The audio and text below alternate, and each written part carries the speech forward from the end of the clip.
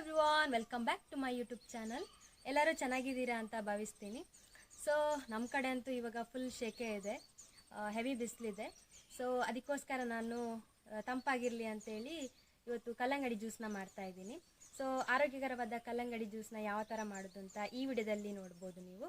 ಹಾಗೆ ಯಾರೆಲ್ಲ ನನ್ನ ಚಾನಲ್ನ ಸಬ್ಸ್ಕ್ರೈಬ್ ಮಾಡಿಲ್ಲ, ಪ್ಲೀಸ್ ಸಬ್ಸ್ಕ್ರೈಬ್ ಮಾಡಿ. ಹಾಗೆ ಪಕ್ಕದಲ್ಲಿರೋ ಬೆಲ್ ಬಟನ್ನ ಕ್ಲಿಕ್ ಮಾಡಿ, ಆವಾಗ ನಿಮಗೆ ನೋಟಿಫಿಕೇಷನ್ ಬರುವಾಗ ಈಸಿಯಾಗಿ ನನ್ನ ವೀಡಿಯೋಸ್ನ ನೋಡ್ಬೋದು. ಸೊ ಕಲ್ಲಂಗಡಿ ಜ್ಯೂಸಿಂದ ತುಂಬ ಬೆನಿಫಿಟ್ಸ್ ಇದೆ. ಸೊ ನಮ್ಮ ಹೇರಿಗೂ, ಸ್ಕಿನ್ನಿಗೂ, ಹಾಗೆ ನಮ್ಮ ಬಾಡಿಯನ್ನೇ ಹೈಡ್ರೇಟ್ ಆಗಿ ಇಟ್ಕೊಳ್ಳುತ್ತೆ. ಸೊ ಅದರ ಜ್ಯೂಸ್ ಯಾವ ಥರ ಮಾಡೋದು ಅಂತ ನಾನು ಈ ವಿಡಿಯೋದಲ್ಲಿ ತೋರಿಸ್ತೀನಿ.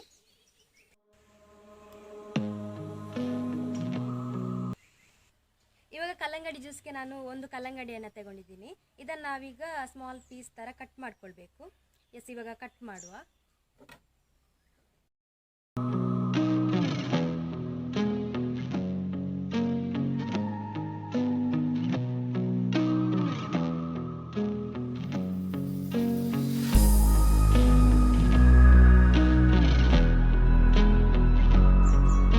ಇದನ್ನು ಸಿಪ್ಪೆ ತೆಗೆದು ಚೆನ್ನಾಗಿ ಕಟ್ ಮಾಡ್ಕೊಳ್ಳುವ.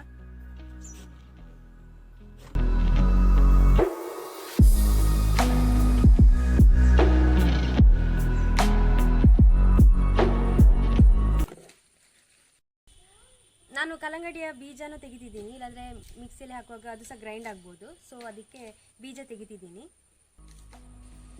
ಆಮೇಲೆ ಕಲ್ಲಂಗಡಿ ಜ್ಯೂಸ್ ಕುಡಿಯೋದ್ರಿಂದ ನಮ್ಮ ದೇಹವನ್ನು ಹೈಡ್ರೇಟ್ ಆಗಿ ಇಟ್ಕೊಳ್ಳುತ್ತೆ. ಆಮೇಲೆ ನಮ್ಮ ಹೃದಯಕ್ಕೆ, ಕಣ್ಣಿಗೂ ಇದು ಒಳ್ಳೆಯದು. ಆಮೇಲೆ ಸ್ಕಿನ್ನಿಗೂ, ಹೇರಿಗೂ ಎಲ್ಲ ಒಳ್ಳೆಯದು.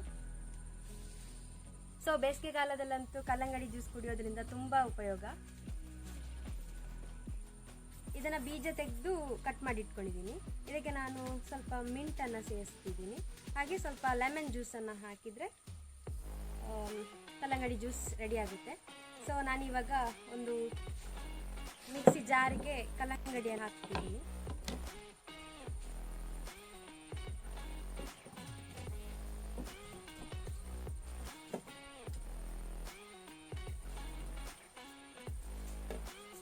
ಇದಕ್ಕೆ ನಾನು ಸ್ವಲ್ಪ ಪುದೀನ ಸೊಪ್ಪನ್ನು ಹಾಕ್ತಿದ್ದೀನಿ.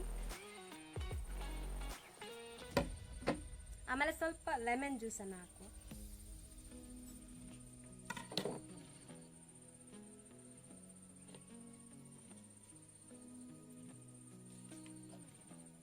ಓಕೆ, ನಾನು ಇದನ್ನು ಗ್ರೈಂಡ್ ಮಾಡ್ಕೊಂಡು ಬರ್ತೀನಿ ಈಗ. ನಾನೀಗ ಕಲ್ಲಂಗಡಿಯನ್ನು ಗ್ರೈಂಡ್ ಮಾಡ್ಕೊಂಡು ಬಂದಿದ್ದೀನಿ. ಇವಾಗ ಇದನ್ನು ಇದಕ್ಕೆ ಹಾಕುವ.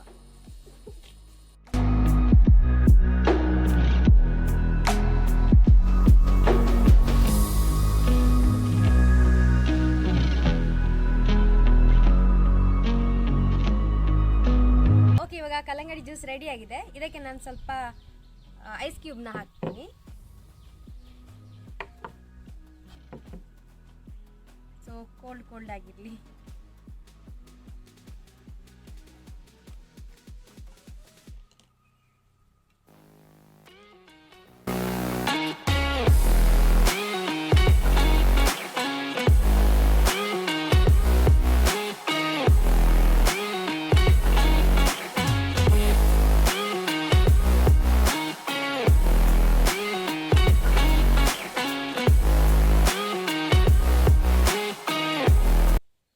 ಚೆನ್ನಾಗಿದೆ ಕಲ್ಲಂಗಡಿ ಜ್ಯೂಸ್. ನೀವು ಮನೇಲಿ ಟ್ರೈ ಮಾಡಿ, ನಿಮ್ಮ ಬಾಡಿಯನ್ನು ಹೈಡ್ರೇಟ್ ಆಗಿ ಇಟ್ಕೊಳ್ಳಿ ಅಂತ ಹೇಳ್ತಾ ಈ ವಿಡಿಯೋ ನಾನು ಇಲ್ಲಿಗೆ ಎಂಡ್ ಮಾಡ್ತಾ ಇದ್ದೀನಿ. ಈ ವಿಡಿಯೋ ಇಷ್ಟ ಆದರೆ please like, share and subscribe to my YouTube channel. ಇನ್ನು ಹೊಸ ವಿಡಿಯೋ ಸಿಗ್ತೀನಿ. ಬಾಯ್.